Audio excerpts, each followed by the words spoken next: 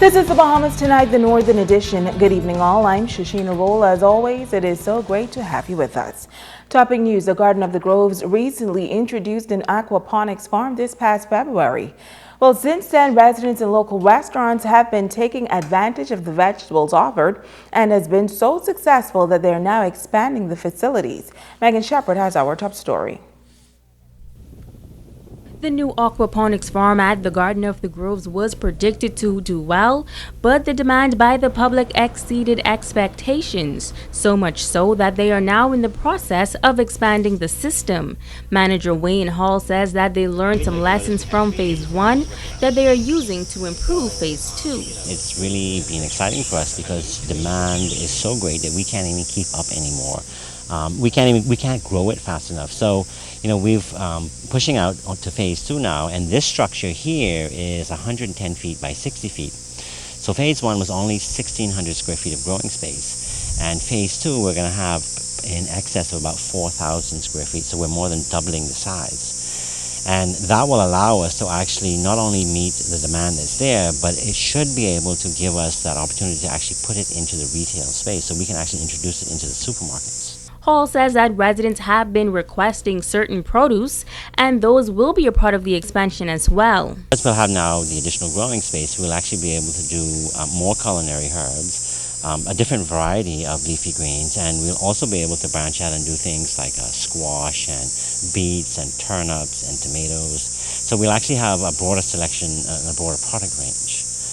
So it'll be really good. I mean, one of the things that people keep asking for is that, they like the leafy green, the salad mix that we do, but, they want a little more variety. President of the Garden of the Groves, Erica Gates, adding that the farm also offers some educational benefits to the public. We already did school tours at the garden, but now we are including the aquaponics facility, and there is a lot of interest from the agriculture teachers as well as the students.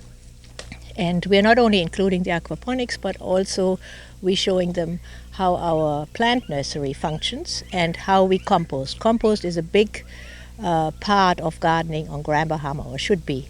So the facility, yes, is of interest to visiting tourists, but we find much more use in educating the local community about that we should start feeding ourselves rather than importing all our vegetables and things that we eat. The expansion is expected to be completed this August with a harvest in October. Megan Shepard, ZNS Network News. In other news, in recent times, traffic accidents have tragically claimed the lives of young men. Tonight, we heard the story of survival from an accident victim who escaped death and who has big dreams as he strives to live a normal life. Tonight, he, along with a family member, are appealing for help. Dalton Stewart has watched with pride and awe the international rise of two perennial Bahamian basketball players, Shavano Buddy Hield and Jonquil Jones, both of whom hail from his hometown of 8 Mile Rock. I'm a fan of Buddy Hield.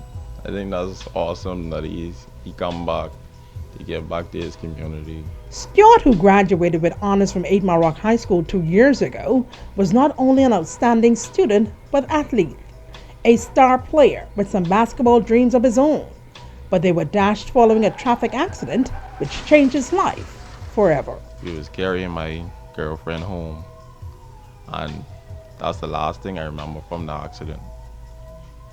I know when I wake up I was in the hospital. So what happened as a result of the accident? They said, I hit my head, this right here, the nerve gets stretched from up here. So like the brain ain't getting the message.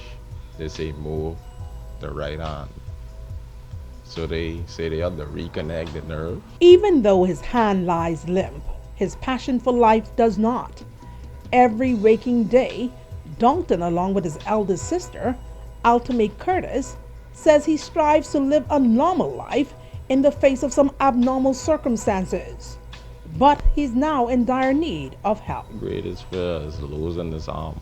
Dr. Demerit, when I went and asked her for my appointment, he is like, you need the money to do the test and then the money to do the surgery. Surgery is $50,000.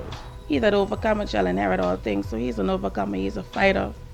And for my mom, And all of us, we are hoping and praying that the community at large, even within our community, would help us and people out there, because I know he's not the only one out there with this need, but a help is a help, just for someone who wants a chance and a next opportunity at life, because I love my brother.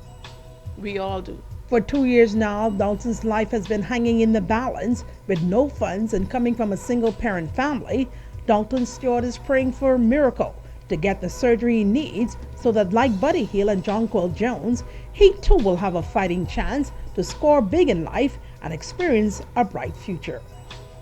Joe Davis-Rowe, ZNS Network News. Thank you, Joan. Well, Buddy Hield promised that one day he would return home to give back to his community, and he's doing just that. The opening ceremony for the second annual Buddy Hield basketball camp and clinic took place today at the Jack Herod Gymnasium. Our Kimberly Mullings was there.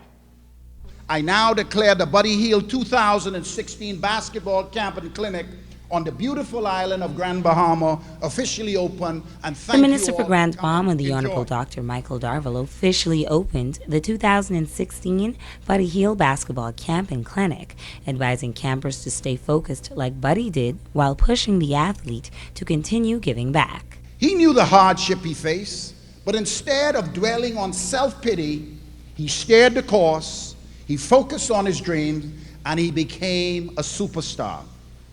As a country, we are proud of your accomplishment, Buddy. We are also proud of your philanthropic spirit, and I encourage you, Buddy, and all of our local coaches to continue to work hard and to encourage our young people to achieve their goals and objectives. Tourism Director for Grand Bahama, Betty Bethel, commended Buddy for keeping his word to invest in the youth. She urged campers to take advantage of this opportunity. You should feel very special to have this professional who is your very own come and not just teach you skills and techniques on the basketball, but also demonstrate what it's like to be in the professional arena, but yet stay true to who you are. What you should take away is what Buddy exemplifies, and that is hard work and perseverance. Nearly 500 campers showed up for the first session of camp this year, and Buddy was pleased with the turnout. He's looking forward to the next 2 days and hopes it's beneficial for those in attendance. Every time I was able to learn something, I was able to go in the park and try to mimic what I did in camp. So don't take this for granted and never give up. And wherever you want to be, a doctor, a lawyer, whatever it is, just keep the dream alive and always keep going first. And thank you for this opportunity. Thank you for allowing me to teach you guys a little something that I've learned. One of his first coaches, Gladstone Moon McPhee, issued him a charge. Buddy, if you can win everything in college, I see no reason why you can't bring the Rookie of the Year back to the Bahamas. Buddy brought over several former teammates, coaches, and friends from high school and college to assist with this year's camp. Nike and the NBA sent over equipment to assist as well. He started the morning off with some giveaways. Kimberly Mullings, ZNS Network News. Stay with us. There's more news when we come back.